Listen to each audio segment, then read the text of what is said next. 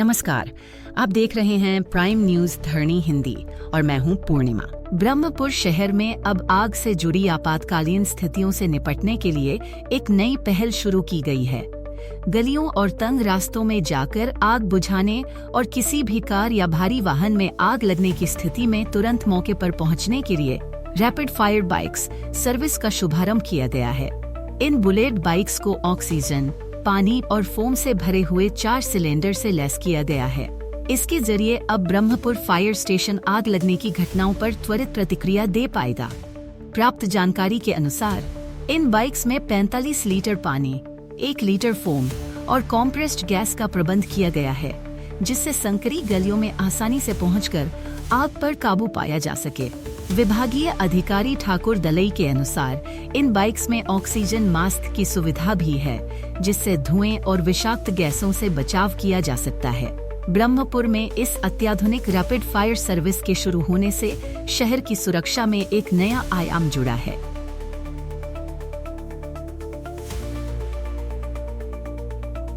राज्य के जनजातीय समाज में भगवान बिरसा मुंडा के आदर्शों के प्रचार प्रसार के लिए 15 तारीख को राज्य के 27 जिलों के 28 स्थानों पर जनजातीय गौरव दिवस मनाया जाएगा।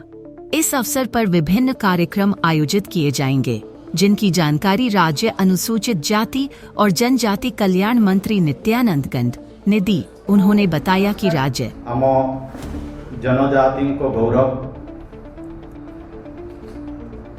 धरती आवा भगवान बिरसा मुंडा तांकर जन्म जयंती आसंता 15 तारीख रे सारा देश रे पालन करा जिवो। ये तांकर जन्म जयंती से 50तम जन्म जयंती आकु महाआडंबर रे पालन करा जिवो। सरकार ने इस दिन को भव्य रूप से मनाने की व्यापक तैयारियां की हैं। इस आयोजन में भाजपा का भी पूरा सहयोग रहेगा। राष्ट्रीय स्तर पर प्रधानमंत्री नरेंद्र मोदी बिहार के जमुई से कार्यक्रम का उद्घाटन करेंगे, जबकि राज्य स्तरीय कार्यक्रम का उद्घाटन मुख्यमंत्री मोहन चरण मांझी भुवनेश्वर में करेंगे।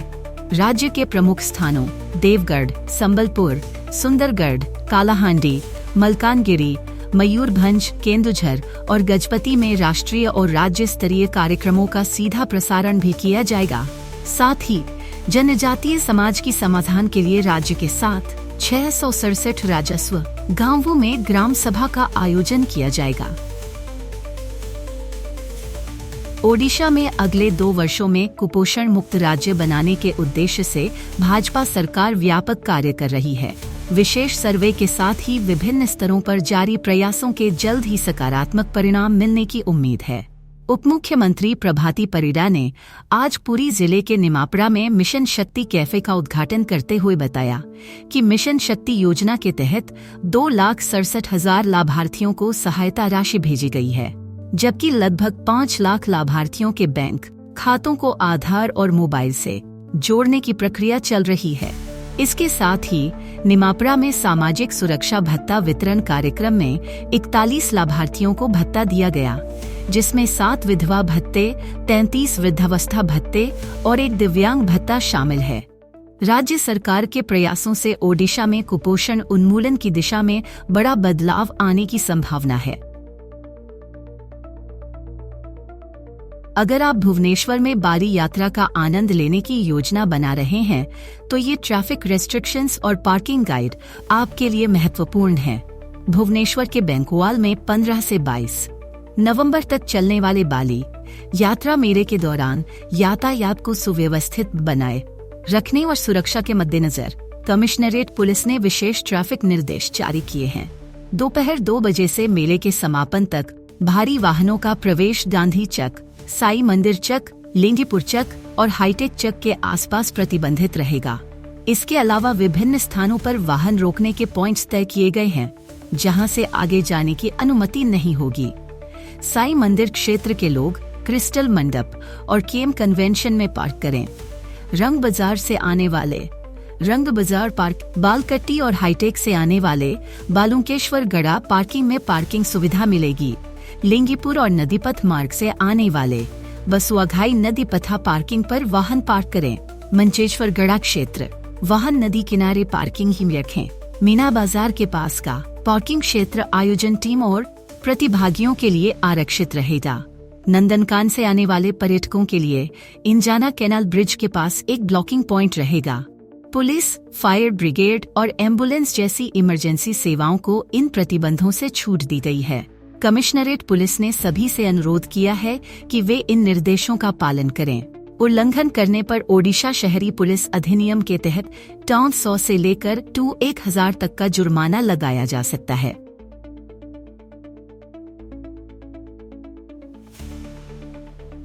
ढेंकानाल जिले के अम्बपालास गांव में पुलिस और आबकारी विभाग ने एक बड़ी कार्रवाई को अंजाम दिया। मंगलवार को हुई इस संयुक्त छापेमारी में 1000 लीटर देसी शराब जब्त की गई। इसके साथ ही 14 मोटरसाइकिलें, एक SUV, 17 टन अवैध कोयला और बड़ी मात्रा में साल की लकड़ी भी बरामद हुई। इस मामले में 55 वर्षीय एक व्यक्ति को गिरफ्तार किया गया है, जबकि एक अन्य आरोपी अभी फरार है। ढेंकानाल के आबकारी अधीक्षक कृष्ण नायक ने बताया कि यह एक संयुक्त ऑपरेशन था और फरार आरोपी की तलाश जारी है। अम्बपालास गांव अवैध शराब उत्पादन का बड़ा केंद्र माना जाता है, जहां से इस कारोबार का जाल कई जिलों में फैला हुआ है।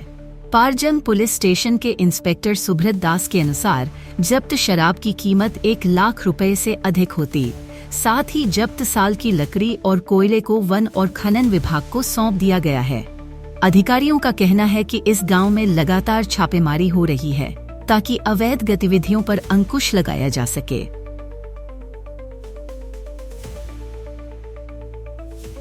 ओडिशा की तृष्णा रे ने भारत को गर्व का पल दिया है। 19 वर्षीय फैशन टेक्नोलॉजी की छात्रा तृष्णा ने दक्षिण अफ्रीका के किम्बर्ली में आयोजित मिस टीन यूनिवर्स 2024 का खिताब जीत लिया है। यह प्रतियोगिता 1 से 9 नवंबर तक चली, जहां तृष्णा ने पेरू, ब्राजील और नीदरलैंड्स जैसे देशों की दावेदारों को मात दी।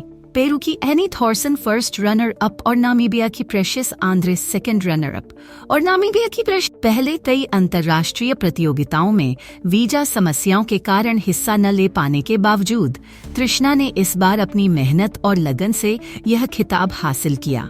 ओडिशा के पूर्व मुख्यमंत्री नवीन पटनायक ने भी तृष्णा की इस उपलब्धि की सराहना की है। अप्रैल 2023 में तृष्णा ने मिस टीन यूनिवर्स इंडिया का खिताब भी जीता था। अब हम बात करेंगे भारत के मिडिल क्लास पर महंगाई के असर की। हालात ऐसे हैं कि शहरों में रहने वाले लोग अब अपनी रोजमर्रा की जरूरतों से लेकर छोटे छोटे शौक तक पर खर्च में कटौती करने लगे हैं। पिछले 3-4 महीनों से बढ़ती महंगाई ने परिवारों का बजट बिगाड़ दिया है। बड़ी बड़ी कंपनियों के मुनाफे में भी इसकी झलक देखने को मिल रही है। इसका सबसे बड़ा असर देश की आर्थिक वृद्धि पर पड़ सकता है, जो अब तक शहरी खर्चों पर निर्भर थी। नेस्ल इंडिया के चेयरमैन सुरेश नारायणन के मुताबिक अमीर लोग तो खर्च कर ही रहे हैं, लेकिन मिडिल क्लास अब इस तरह खर्च नहीं कर पा रहा जैसे पहले करता था। नेस्ल जैसी बड़ी कंपनियां जो रोजमर्रा की चीजें जैसे बिस्कुट और चॉकलेट बनाती हैं, उन्होंने हाल ही में अपने मुनाफे में गिरावट देखी है। त्योहारों के मौसम में भी बिक्री में उछाल नहीं दिखा। रिटेल सेल्स इस साल पिछले साल की तुलना में लगभग आधे रह गए। मैकडॉनल्ड्स, बर्गर किंग, पिज्जा हट जैसी फास्ट फूड कंपनियों की सेल्स में भी गिरावट देखी जा रही है। लोग बाहर खाना कम खा रहे हैं और अगर खाते भी हैं तो सस्ते विकल्प चुनते हैं। मुंबई के एक मिडिल क्लास परिवार के सदस्य अविनाश क्रास्टो कहते हैं, हम कोशिश करते हैं कि ऐसे स्टोर से सामान लें जहां डिस्काउंट मिले ताकि महीने का खर्च संभाल सकें। FMCG सेक्टर की 15 कंपनियों में से सिर्फ एक ने सितंबर तिमाही में बिक्री में बढ़त दर्ज की।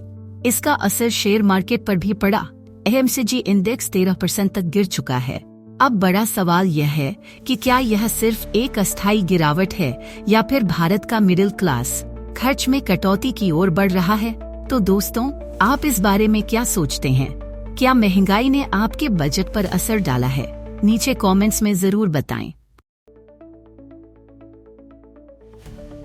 अब आज हम आपको वायनाड में हुई ऐतिहासिक चुनावी घटना के बारे में बताएंगे, जहां प्रियंका गांधी ने पहली बार चुनावी मैदान में कदम रखा, लेकिन इस बार कुछ और ही रिकॉर्ड बना। वायनाड लोकसभा क्षेत्र में हुए उपचुनाव में प्रियंका गांधी ने पहली बार चुनावी मैदान में कदम रखा, लेकिन चुनावी भागीदारी ने एक नया कीर्तिमान स्थापित किया। इस सीट पर 64.72% मतदान हुआ, जो कि अब तक का सबसे कम मतदान प्रतिशत है। यह वायनाड के गठन के बाद से अब तक का सबसे निचला मतदान प्रतिशत है।